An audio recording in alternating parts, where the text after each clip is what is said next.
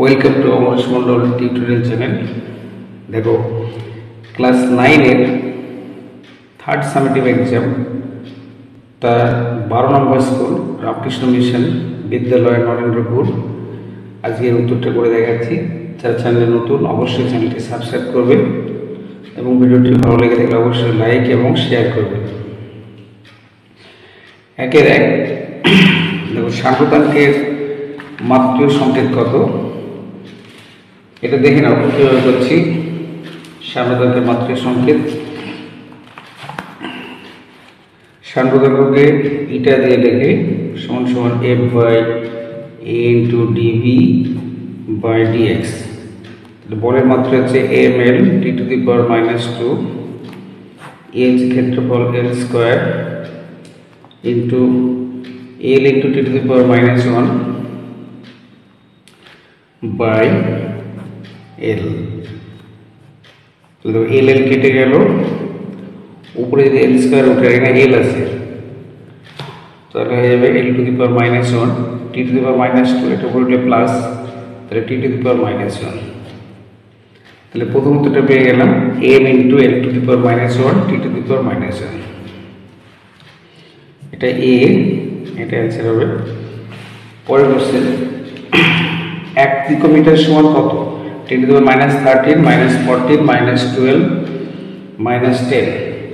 তাহলে প্রথম উত্তরটা পিকোমিটার, এটা হবে 10 to the power -12 metre, 10 to the power -12 metre. পরের প্রশ্ন, কোন ভৌত রাশিটির একক নেই? ঘনত্ব, পরমাত্রতা, আপেক্ষিক গুরুত্ব, স্প্রিং ধ্রুবক। এটি উত্তর হবে আপেক্ষিক গুরুত্ব।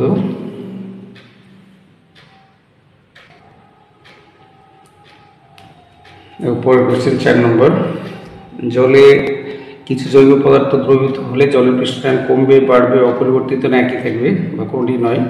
উত্তর হবে কমে যাবে। একটি তরঙ্গ শীর্ষ এবং পরবর্তী তরঙ্গ পাদের মধ্যে দূরত্ব কত? তো এটা ধরে নাও,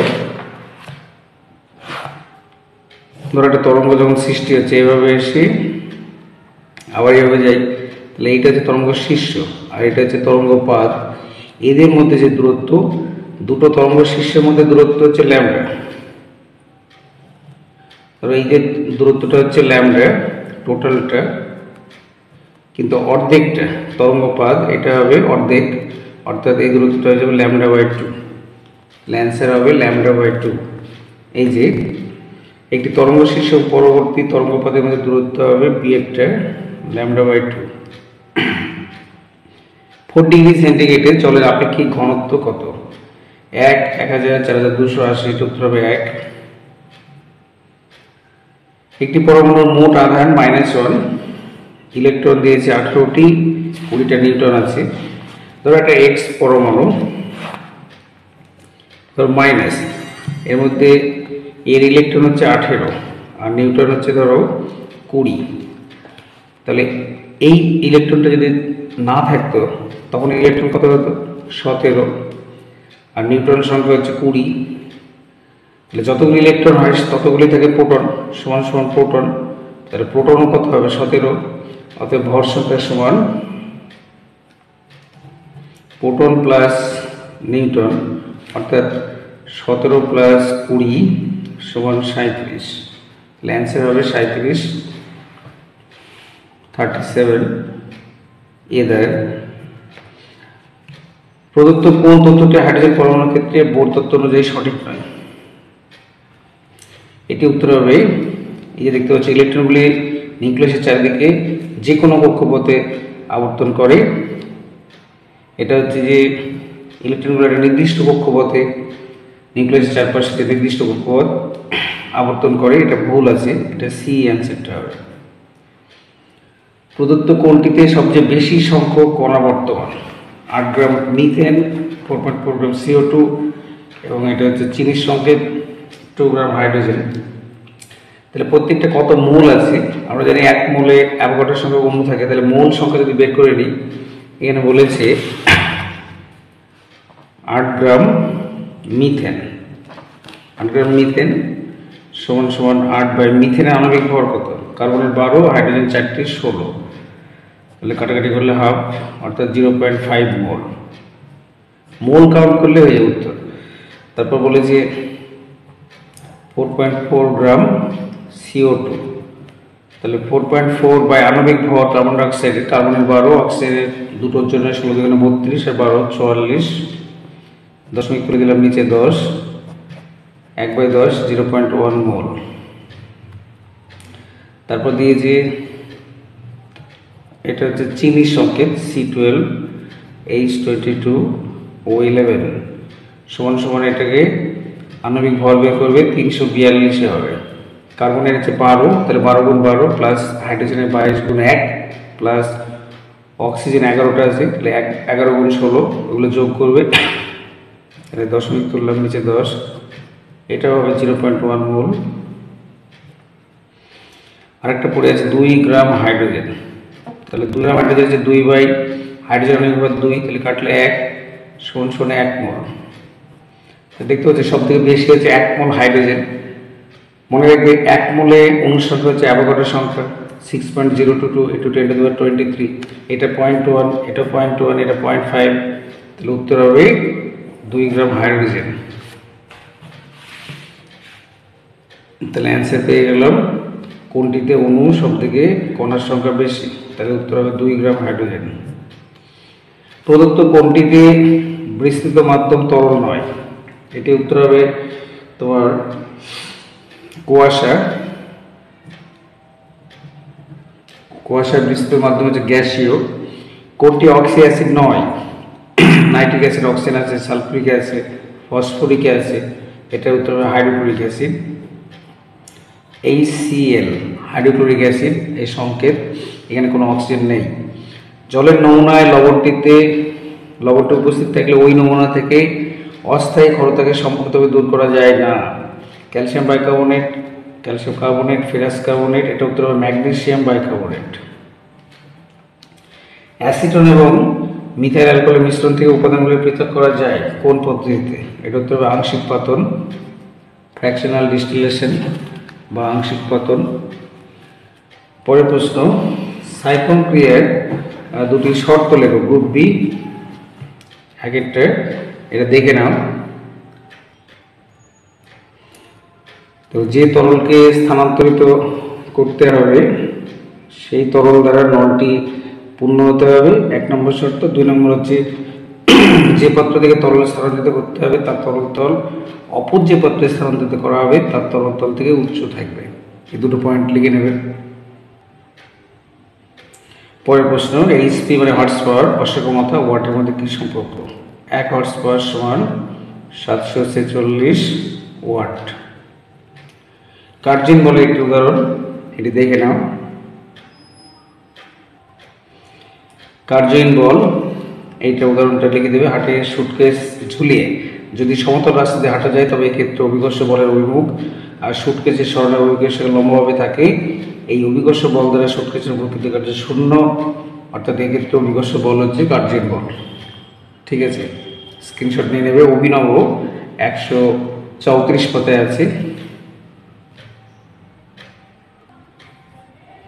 পরের প্রশ্ন, একটি স্ক্রুড্রাইভার কি ধরনের গতি?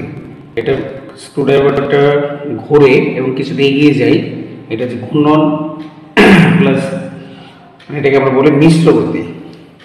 প্রতিধ্বনি কি, এটা দেখে নাও। প্রতিধ্বনি বা ইকো, এই যে কোনো উৎস থেকে উৎপন্ন শব্দ দূরবর্তী বিস্তৃত প্রতিফলকে প্রতিফলিত হয়ে মূল শব্দ থেকে পৃথকভাবে শ্রোতার কানে পৌঁছালে ওই প্রতিফলিত শব্দকে মূল শব্দের প্রতিধ্বনি বলে। ঠিক আছে, এটা অভিনব 159 পাতায় আছে। পরের কোশ্চেন, একটি বস্তু সমতরণে চলছে, সরল সময় লেখচিত্র অঙ্কন করো। ধরো আমরা যদি এভাবে এই বরাবর সময় এই বরাবর সরণ লিখি, তাহলে এটা হবে মূল বিন্দুগামী হবে না, এটা হবে অধিবৃত্তাকার, এভাবে বাড়বে, তাহলে অধিবৃত্তাকার, এটা উত্তর হবে অধিবৃত্তাকার। ঠিক আছে, এদিকে সময়। পরের কোশ্চেন, হুকের সূত্রটি লেখো, এটা দেখে নাও। হুকের সূত্র স্থিতিস্থাপক সীমার মধ্যে কোনো বস্তুর পীড়ন এবং বিকৃতি পরস্পর সমানুপাতিক হয়, এটুকু লিখে দেবে হুকের সূত্র। অভিনব। পরের প্রশ্ন দেখো, ম্যাচিং। দেখো ঘনীভবন ও তনুভবন কি হবে? এটা হচ্ছে উদর্গ তরঙ্গ আইভি। প্রতিধ্বনি তৈরি হয় না সাধারণ মাপের ঘরে। ন্যূনতম দূরত্ব তোমার থাকতে হবে, সেটা সাধারণ মাপের ঘরে থাকে না। ধরো 33.2 মিটার যদি হয় তাহলে সেটা দেখা যায়, প্রতিধ্বনি শোনা যায়, তাহলে এটা হবে এক্ষেত্রে। শব্দ নির্বন্ধ হচ্ছে 1/10 সেকেন্ড, অর্থাৎ 2 আর শব্দের তীব্রতার নিরাপদ মাত্রা হচ্ছে 65 ডেসিবেল, 3 প্রথমটা আইভি, পরেরটা আই, পরেরটা 2, এটা হচ্ছে 3। সত্য মিথ্যা? 4 ডিগ্রি সেন্টিগ্রেডের জলের ঘনত্ব সর্বোচ্চ, আয়তন সর্বনিম্ন, কিন্তু এখানে বলেছে সর্বাধিক থাকে, এটি উত্তর হবে মিথ্যা। সম্পৃক্ত বাষ্প বয়লের সূত্র মেনে চলে, এটা হবে মিথ্যা, মেনে চলে না। অসম্পৃক্ত হলে বয়লের সূত্র মেনে চলে। পৃথকীকরণ ফানেলের মধ্যে কম ঘনত্বযুক্ত তরলটি অবস্থান করে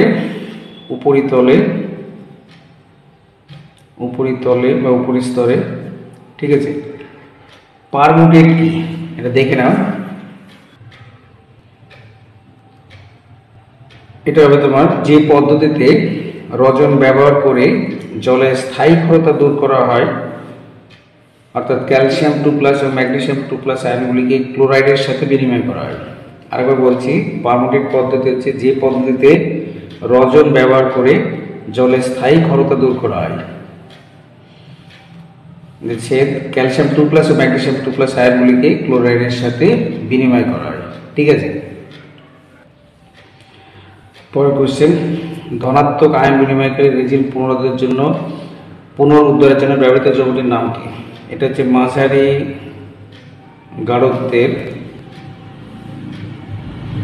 গাঢ়ত্বের হাইড্রোক্লোরিক অ্যাসিড HCl অথবা H2SO4, ঠিক আছে। মাঝারি গাঢ়ত্বের HCl বা সালফিউরিক অ্যাসিড H2SO4।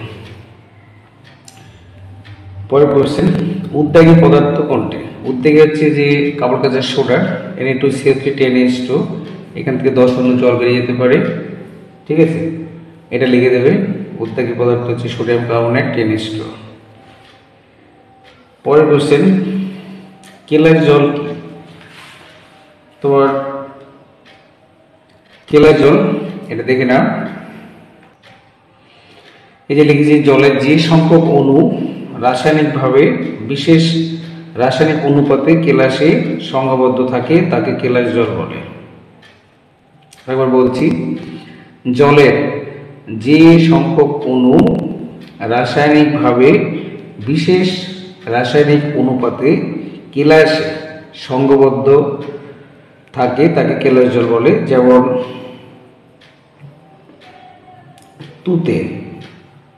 তুতে বা ব্লু ভিট্রিয়াল, যেমন সংকেত কপার সালফেট CuSO4.5H2, এখানে কত কেলাস জল আছে?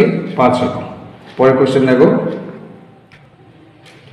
কেলাস জল হলো হেনরির সূত্র কি? হেনরির সূত্র, এটা লিখে দিচ্ছি। হেনরির সূত্র হচ্ছে তরলে দ্রবীভূত গ্যাসের পরিমাণ, তরলে দ্রবীভূত গ্যাসের পরিমাণ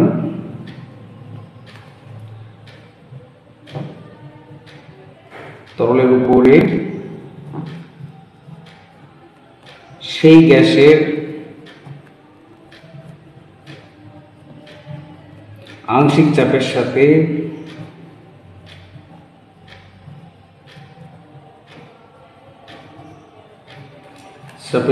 সমানুপাতিক হয়।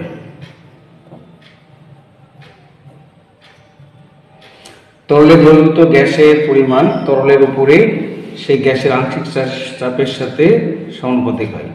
এটা হচ্ছে হেনরি ল। ঠিক আছে, এটা লিখে নেবে। পরের কোশ্চেন, সিজিএস এককে প্রোটনের ভর কত? XBI 16টা, এটা উত্তর 1.6725 ইন্টু 10⁻⁻24 গ্রাম, 1.6725 ইন্টু 10⁻⁻24 গ্রাম। একটি ইলেকট্রনের আধান কত? যদি সিজিএস এ বলতো, এখানে উল্লেখ করেনি, সিজিএস হচ্ছে -4.8 ইন্টু 10⁻⁻10 ইলেকট্রোস্ট্যাটিক ইউনিট ESU। আর যদি এসআই বলে তাহলে হবে -1.602 ইন্টু 10⁻⁻19 কুলম,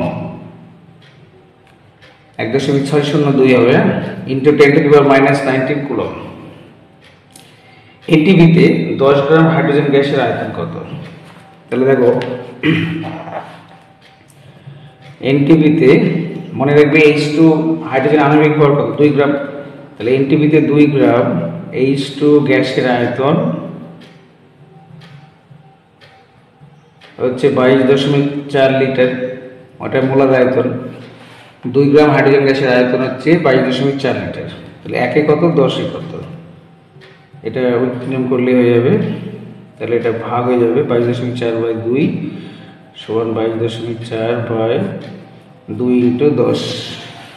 এবার কাটাকাটি করি, 2 দিয়ে কাটলে 5, 4 5 20 শূন্য তাহলে 2, 5 দিয়ে 10 আর 2 12, 10 11, 112 লিটার। 2 গ্রামে হচ্ছে 22.4, একে কত, 10 গ্রামে কত, তাহলে 112 পেয়ে গেলাম লিটার। এটা উত্তর হবে 112 লিটার।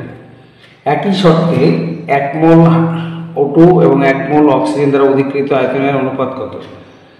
মনে রাখবে 1 মোল অক্সিজেনের আয়তন 22.4 লিটার, আবার 1 মোল ওজন সেটা দ্বারা তারও আয়তন হচ্ছে 22.4 লিটার। এবার দুটোরই বলেছে একই শর্তে 1 মোল অক্সিজেন ও 1 মোল ওজন দ্বারা অধিকৃত আয়তন অনুপাত। তাহলে উভয় ক্ষেত্রে যদি আয়তন যদি 22.4 লিটার হয়, অনুপাত করলেই তাহলে কেটে যাবে 22.4/22.4 কাটলে 1/1, তাহলে উত্তর হবে 1:1। তাহলে অ্যান্সার পেয়ে গেলাম 1:1। 1:1। একটি গ্যাসের বাষ্পীভবন 11.2, তাহলে এনটিপিতে ওই গ্যাসের 11.2 গ্রাম গ্যাসের আয়তন কত? দেখো, গ্যাসের বাষ্প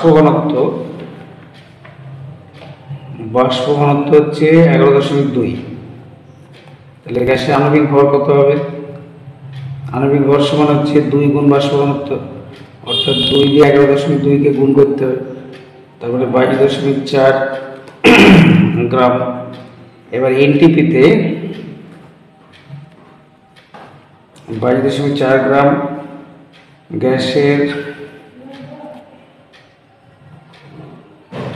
গ্যাসের ভর হচ্ছে 22.4 লিটার, তাহলে একে কত, 11.2 গ্রামের আয়তন কত, ভর কত বের করতে হবে।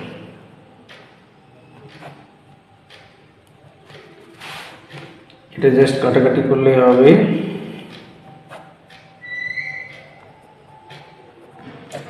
তাহলে উত্তর পেয়ে গেলাম 11.2 লিটার। 11.2 গ্রাম গ্যাসের আয়তন হচ্ছে 11.2 লিটার। তো ভিডিওটি ভালো লাগলে অবশ্যই লাইক এবং শেয়ার করবে, যারা চ্যানেলে নতুন অবশ্যই সাবস্ক্রাইব করবে, এবং এই ভিডিওর শেষে ডেসক্রিপশন বক্সে দেখবে বাকি স্কুলগুলো তোমার 1 থেকে 11 বা 13 থেকে 16 নম্বর স্কুল পর্যন্ত উত্তর করে দেওয়া আছে। তোমরা সেগুলো ভালো করে দেখবে এবং ভালো করে পড়াশোনা করবে। আমি একটা হোমওয়ার্ক দিচ্ছি, এটা পারলে উত্তর করবে এবং কোন স্কুল থেকে ভিডিওটি দেখছো, তোমার নাম কি লিখবে। 2 মোল অক্সিজেনের আণবিক ভর কত? একদম সহজ কোশ্চেন, 2 মোল অক্সিজেনের আণবিক নাগের ভর কত? ঠিক আছে, সরি, এটা অ্যান্সারটা পারলে করে দেখাবে। ঠিক আছে।